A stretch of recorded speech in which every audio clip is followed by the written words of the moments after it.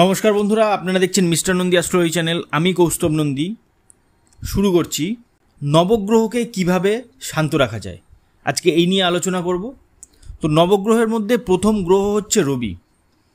তো আজকে আমরা জানবো রবিকে কিভাবে শান্ত রাখা যায়। আপনার যদি রবি খারাপ হয়ে থাকে, আপনার যদি অপযশ হয়ে থাকে, লোকে আপনার নামে যদি মিথ্যে বদনাম দিয়ে থাকে, আপনি যদি বিনা কারণে লোক সমাজে বদনাম হয়ে থাকেন, আপনি দোষ করেননি অথচ আপনার নামে দোষ পড়ে গেল, আপনার রবি খারাপ পজিশনে রয়েছে আপনার রবি, অথবা আপনার রবি নিচুস্থ অবস্থায় বসে আছে।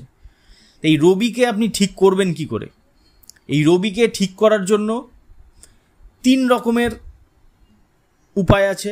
আপনি এই 3 রকম উপায়ের মধ্যে যে কোনো একটি উপায় অবশ্যই করতে পারেন। তো সবার প্রথম এবং সবচেয়ে বেশি কার্যকরী যে উপায় হলো সেটি হলো মন্ত্র। মন্ত্রের ওপরে কিছু হয় না, মন্ত্রপাঠ হলো সবথেকে ভালো উপায়। তো রবির প্রণাম মন্ত্র আপনি পাঠ করুন, আপনার জন্য খুব ভালো হবে। রবির প্রণাম মন্ত্র হলো ওং জবা কুসুম শঙ্কাশং কাশ্যপেয়ং মহাদূতিম ধান্তারিং সর্ব পাপগ্নং প্রাণতস্মি দিবাকরম। আবারও বলছি, ওং জবা কুসুম শঙ্কাশং কাশ্যপেয়ং মহাদূতিম ধান্তারিং সর্ব পাপগ্নং প্রাণতস্মি দিবাকরম।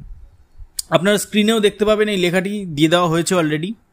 এরপরে রবির জন্য যে পাথর রয়েছে সেটা হলো চুনি। মন্ত্রের পরে কিন্তু পাথর ভালো কাজ করে, তো আপনি চুনি পাথর পড়ুন। তো চুনি পাথর কোন আঙুলে পড়বেন? অনামিকা আঙুলে।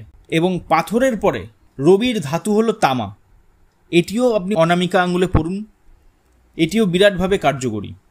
রবি যদি আপনার শুভ অবস্থায় থাকে তাহলে আপনার রাজ সম্মান কিন্তু প্রাপ্তি যোগ রয়েছে।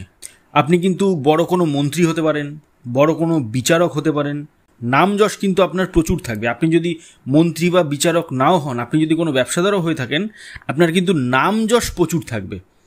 লোকে কিন্তু আপনাকে এক ডাকেই চিনে যাবে রবি যদি শুভ অবস্থায় থাকে।